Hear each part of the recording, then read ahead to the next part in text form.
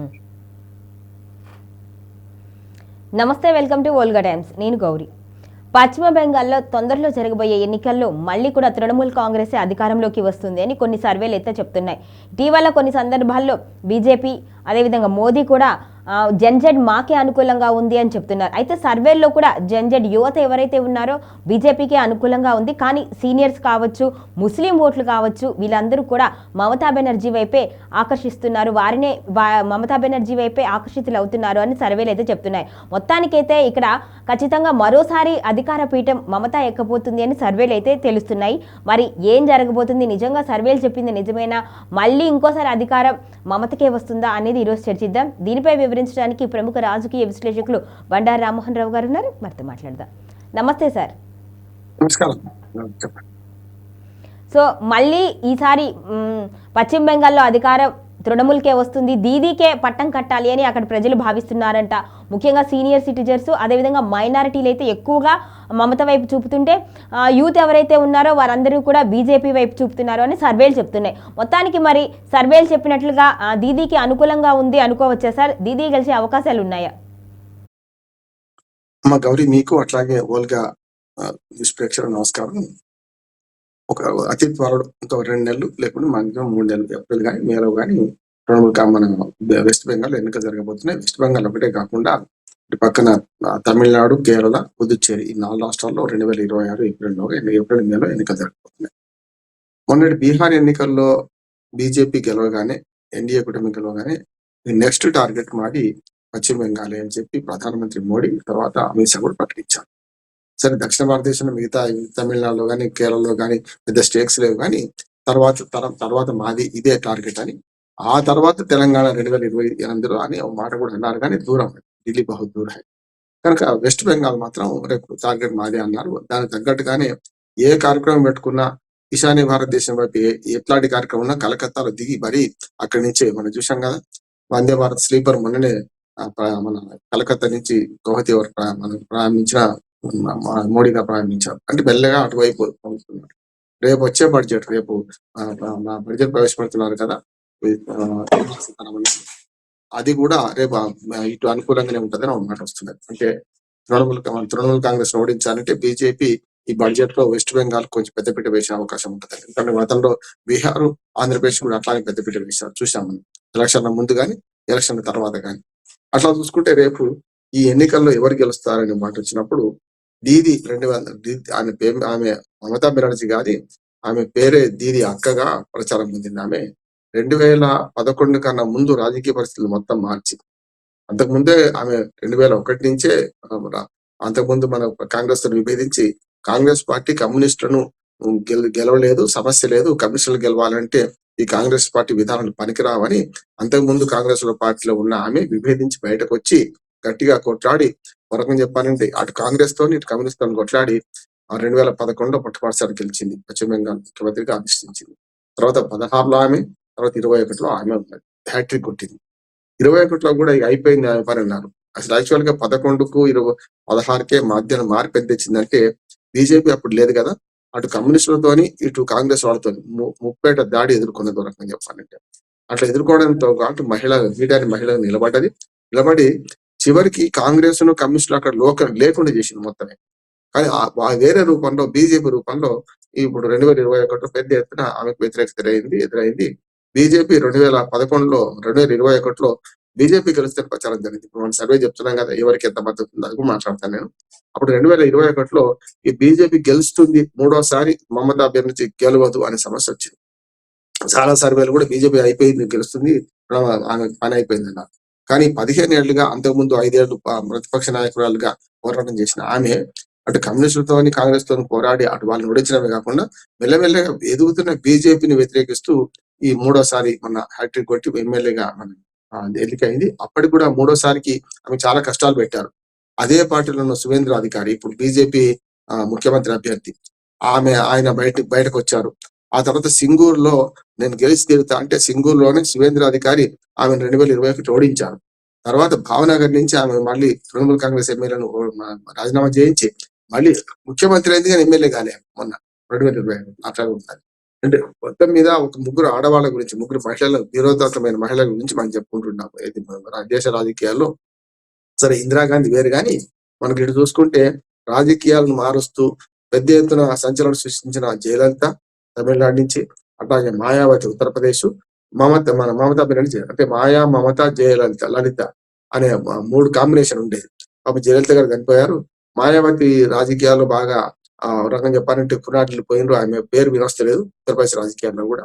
పోయినాడు అంత పెద్ద రాష్ట్రానికి ముఖ్యమంత్రిగా ఉన్న ఆమె మరి రెండోసారి, మూడోసారికి వచ్చాక పోయింది ఆమె ప్రభ. ఇప్పుడు ఈమె మాత్రం వరుసగా 25 ఏళ్లుగా ఆల్మోస్ట్ ప్రభావం చూపెడుతుంది పశ్చిమ బెంగాల్ రాజకీయాలు. ఇప్పుడు జరిగేది ఏంటంటే, ఇటీవల కొన్ని సర్వేలు ఏం చెప్తున్నాయంటే, ఇప్పటికి కూడా తృణమూల్ కాంగ్రెస్ కే సుమారు 40%, ఒక 1/2% అటు ఇటుగా మద్దతు ఉన్నది. మిగతా 30% మాత్రమే అటుపక్క బీజేపీకి ఉన్నదని. ఇక కమ్యూనిస్ట్ పార్టీకి, కాంగ్రెస్ పార్టీకి ఒక్క సీటు రాలేమన్నా ఇప్పుడు కూడా రాదని. అక్కడ మన ఉమ్మడి ఆంధ్రప్రదేశ్ లాగా ఎట్లనో అక్కడ 294 అసెంబ్లీ సీట్లు ఉన్నాయి. గతంలో ఉమ్మడి ఆంధ్రప్రదేశ్ లో కూడా సేమ్ అదే సంఖ్య. 42 పార్లమెంట్ సీట్లు ఉన్నాయి. 42 పార్లమెంట్ సీట్లలో మాత్రం మొన్నటి 2024 ఎన్నికల్లో బీజేపీ చాలా పుంజుకున్నది. అంతకుముందు ఉన్న దాన్ని చూసుకో ఓటు షేర్ పెంచుకున్నది. 18 సీట్లు గెలుచుకున్నది మన బీజేపీ మన 2024 అసెంబ్లీ మన పార్లమెంట్ ఎన్నికల్లో. కనుక బీజేపీ బాగా బలమైంది కనుక ఇక వచ్చే ఎన్నికలు మాదే, ఇప్పుడు అసెంబ్లీ మాదే, మమతా బెనర్జీని ఓడిస్తాం అంటున్నారు. కానీ ఒక 2-3 వర్గాల ఓటు మీరు అన్నట్టు పూర్తిగా మమతా బెనర్జీకి అనుకూలంగా ఉంది. ఒకటి బీజేపీ మైనార్టీలకు వ్యతిరేకమైన దాంతో సుమారు 60% పైగా ముస్లిం మైనార్టీలు ఈ వైపు ఉన్నారు ఒకటి. రెండోది సాంప్రదాయంగా మనకు పశ్చిమ బెంగాల్ రాజకీయాలు ఎట్లా ఉంటాయంటే, రాజకీయాలకు సంస్కృతి కానీ వాళ్ళు తొందరగా మారరు. అసలు ఎన్నో విప్లవాత్మకమైన సంస్కరణలు వచ్చింది అక్కడి నుంచే. ఈశ్వరచంద్ర విద్యాసాగర్, రాజా రామ్మోహన్ రాయ్, మనకు రవీంద్రనాథ్ ఠాగూర్, మనకు సుభాష్ చంద్రబోసు, అట్లాగే మనకు చిత్తరంజన్ దాసు, ఇట్లాంటి మహానుభావులందరూ అక్కడి నుంచి వచ్చిన వాళ్ళు రాజకీయ రంగంలో, కానీ సాంస్కృతిక రంగం. అట్లానే అక్కడ చూసుకుంటే నక్సల్బరీ ఉద్యమం పుట్టింది అక్కడి నుంచే. జ్యోతిబసు లాంటి వాడు ముఖ్యమంత్రిగా 25 సంవత్సరాలు ఒక్కడే ఉన్నాడు. తర్వాత బుద్ధదేవ్ భట్టాచార్య 15 ఏళ్ళు, సిపిఎం ప్రభ కొనసాగింది. సిద్ధార్థ్ శంకర్ నుంచి మొదలుకొని చాలా మంది కాంగ్రెస్ నాయకులు, ప్రధానమైన నాయకులు అక్కడ ప్రభావం చూపించారు. ఆ దేశంలో పశ్చిమ బెంగాల్ ప్రజలు తొందరగా మారరు. ఒకరిని ఎన్నుకుంటే వాళ్ళని వరుసగా ఎన్నుకుంటుంటారు. చెప్పాను కదా, 25 ఏళ్ళు జ్యోతిబసు అధికారంలో ఉన్నారు. అంటే ఒకసారి ఎన్నుకుంటే వాళ్ళను మంచి చేసినా చెడ్డ చేసినా వాళ్ళే నమ్ముతుంటారు. కనుక 15 ఏళ్ళు అయింది కదా, మరి జ్యోతిబస్ 25 ఏళ్ళు ఉన్నాడు కదా అధికారంలో, కనుక ఈమెను కూడా ఈసారి ఎన్నుకుంటారని ఒక మాట వస్తుంది. ఇంకోటి తొందరగా మారడానికి దానికి మంచి ఉదాహరణ చెప్పాలంటే పశ్చిమ బెంగాల్లో ఒక నానుడైంది ఒక సంఘటన చెప్పాను నేను. అక్కడ మున్సిపాలిటీ వాళ్ళు ప్రకటన చేశారు విచిత్రంగా పోయిన 4-5 ఏళ్ల క్రితం. ఏమని అంటే, కలకత్తా నగరం అంట ఎవరైనా కొత్త వాళ్ళు పోయి చూస్తే ఇది ఒక 100 ఏళ్ల క్రితం 300-400 ఏళ్ల క్రితం నగరం కావచ్చు, అసలు కలలు కూడా వేసుకోరు ఇళ్లకు అనే మాట వస్తుంది. అంటే అంత స్తబ్దుగా ఉంటారు. అంటే పేదరికం ఉన్నది, వాళ్ళు వేసుకోలేదు. అప్పుడు వాళ్ళు ఏం చేశారంటే, కలకత్తా మున్సిపల్ కార్పొరేషన్ ఒక ప్రకటన చేసింది. మీరు మెయిన్ రోడ్ లో ఉన్న ఇళ్లలో, మెయిన్ రోడ్ అటుపక్క ఇటుపక్కన ఉన్న ఇళ్లకు బయట రంగులు, లోపల ఎట్లా చావండి మీరు, బయట రంగులు కనుక మీరు వేసుకుంటే మీ ఇంటి పన్ను మొత్తం మాఫీ చేస్తాం అన్నమాట. చూడండి, అంటే బయట రంగులు వేసుకోవడానికి కూడా వాళ్ళకి తీర్తలేదు, వాళ్ళకి పైసలు లేవు. అటువంటిది మీ ఇంటి పన్ను అది వేసుకుంటే ఇంటి పన్ను రద్దు చేస్తాం, మాఫీ చేస్తాం. అంటే అంత కునారిల్లిపోయింది. అంటే ప్రజలు మారుతలేరు, ఆ బిల్డింగ్ లో కూడా కళలు కూడా వేసుకుంటలేరు అని ఓ నానుడి అన్నట్టు. అంటే ఒక ఏదైనా రాజకీయం కానీ సంస్కృతికి కానీ ఒక అలవాటు పడ్డారు. అందుకని ఇప్పుడు మమతా బెనర్జీకి ఏంటంటే పాత తరం అంతా ఆమెకు మద్దతు చేస్తుందట. అంటే ఒక సాంప్రదాయానికి అలవాటు పడ్డారు, మంచి చెడు. పాలన బాగాలేదని తెలుసు వాళ్ళకు, కానీ వాళ్ళకి మద్దతు చేద్దామని. అట్లాగే కొందరు మన ముస్లిం అయినటువంటి వాళ్ళకి ఎట్లా ఉన్నారు, కొంత సాంప్రదాయవాదులు కూడా ఆమెకి మద్దతు చేస్తున్నారట. ఇట్లా ఉన్నది.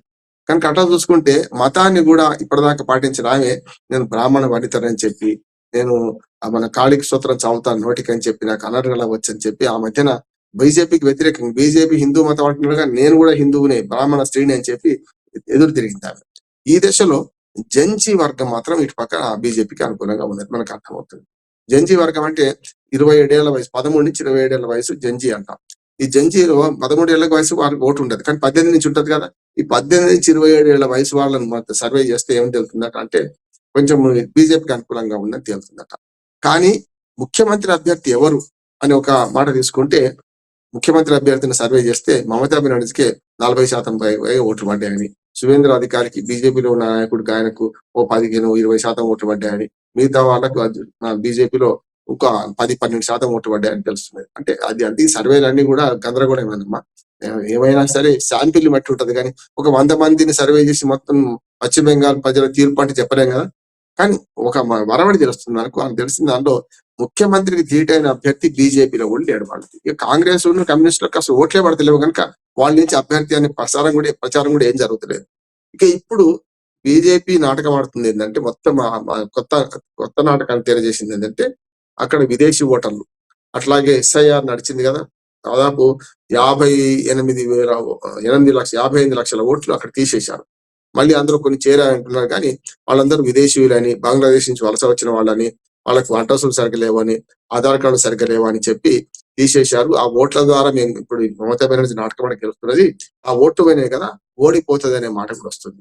నిజమే కావచ్చు, ఎందుకంటే అవన్నీ కూడా ఎటువంటి ఓట్లు తీసేశారు, ఊళ్ళో లేని వాళ్ళ ఓట్లు, లేకపోతే 2-3 చోట్ల ఉన్న వాళ్ళ ఓట్లు, చచ్చిపోయిన వాళ్ళ ఓట్లు తీసేశారు. అందులో కొన్ని మళ్ళీ ఎవరైతే నిజాయితీగా ఉన్నారో, ఎవరైతే అసలైన ఓటర్లు పోనీయమన్నారో ఆ ప్రాసెస్ నడిచింది కనుక అటువంటి ఓట్లతోనే గెలిచిండ్రు కనుక అని ఇవాళ ఆరోపిస్తున్న బీజేపీ ఏమంటుందంటే ఈసారి గెలుపు మాదే అంటున్నది. టగ్ ఆఫ్ వార్ అయితే నడుస్తుంది, సమస్య లేదు. నల్లేరు మీద నడకైతే కాదు ఈసారి తృణమూల్ కాంగ్రెస్ కు. కానీ ఆమె నాయకత్వం ప్రశ్నించే వ్యక్తులు తక్కువ ఉన్నారు, ఎక్కువ లేరు అంటున్నారు ఆమె నాయకత్వాన్ని. అదే కనుక మన బీజేపీని ఆదరిస్తారా లేదంటే ఇంకో రకమైన ఉండేది. అట్లాగే హుమాయూన్ కబీర్ అని ఒక ఆయన తృణమూల్ కాంగ్రెస్ నుంచి బహిష్కరించారు. అక్కడ ఆయన ముస్లిం నాయకుడు, ఆయన వేరే పార్టీ పెట్టాడు. అట్లాగే మనకు ఎంఐఎం, హైదరాబాద్ బేస్ ఉన్న ఎంఐఎం పార్టీని ఆహ్వానించాడు. వీళ్ళిద్దరు కలిసి కనుక పోటీ చేస్తే అక్కడ ముస్లిం ఓట్లు చీలిపోతే బీజేపీ లాభమైంది. మొదటి నుంచి మనకు ఎవరి అసదుద్దీన్ ఓవైసీ ఏం చేస్తున్నాడు, బీహార్ లో కూడా పోయి ముస్లిం ఓట్లను తీర్చడం వల్ల కాంగ్రెస్ ని ఓడగొట్టిందని ఒకటి ఉన్నది. అంతకుముందు 5 ఎమ్మెల్యేలు గెలిచారు కూడా బీహార్ లో.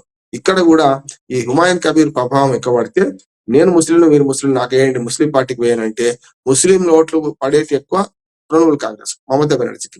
అది అటు పోయింది అనుకోండి, ఆటోమేటిక్ గా 10 ఓట్ల 50 ఓట్లు పైన 100 ఓట్లు పైన వీళ్ళకి మైనస్ అవుతుంది, బీజేపీ ప్లస్ అవుతుంది. కనుక హిందూ ఓట్లలో కూడా మమతా బెనర్జీకి కూడా 50% పైగా మద్దతు ఉన్నారు అంటున్నారు.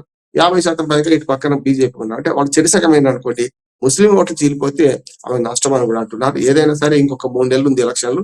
ఇంకా ఈ ఓటర్ లిస్టుల సవరణ కూడా జరిగింది, లిస్టులు ప్రకటించారు. మమతా బెనర్జీ ఒక రకంగా చెప్పారంటే వీరవనిత కొట్లాడుతుందనే ఒక భావన పశ్చిమ బెంగాల్ ప్రజల్లో ఉంది. అన్నిటికంటే ఇంకొక మాట చెప్పి ముగిస్తాను. అందులో ఇంకొకటి ఏముందంటే బీజేపీ పార్టీ ఉత్తరాది పార్టీ, ఇటు తూర్పు దేశంలో మనకు పశ్చిమ బెంగాల్ మీద పెత్తనం వాళ్ళదేంది, వాళ్లకు పశ్చిమ బెంగాల్ సంస్కృతి తెలియదు, సాంప్రదాయాలు తెలియదు, వీళ్ళంతా వట్టి ట్రాష్ అని చెప్పి ఒక ఆలోచన కూడా సాంప్రదాయవాదుల్లో ఉంది. అంటే ఈమె తప్పు చేస్తుంది, ఈమె పెద్దగా పాలన బాగాలేదు, కానీ మా వాళ్ళ మనం గెలిపించుకుందాం అంటే పశ్చిమ బెంగాల్ ప్రాతినిధ్యం వహించే హక్కు కేవలం మమతా బెనర్జీకే ఉంది, బీజేపీ నాయకులకు లేదు అనే మాట కూడా సాంప్రదాయవాదం కనపడుతుంది. ఇన్ని కోణాల మధ్య చూస్తే 360 డిగ్రీస్ కోణం మనం ఆలోచన చేస్తే రేపటి ఎన్నికల్లో బీజేపీ వర్సెస్ మన తృణమూల్ కాంగ్రెస్ ఉంటది. మమతా బెనర్జీ ఈసారి గెలుస్తుందని కొందరు అంటున్నారు, గెలవది ఈసారి అధికారం మాదే అని చెప్పి ఇటు మన బీజేపీ అంటుంది. చూద్దాం ఏం జరుగుతుంది. Okay right sir, thank you so much.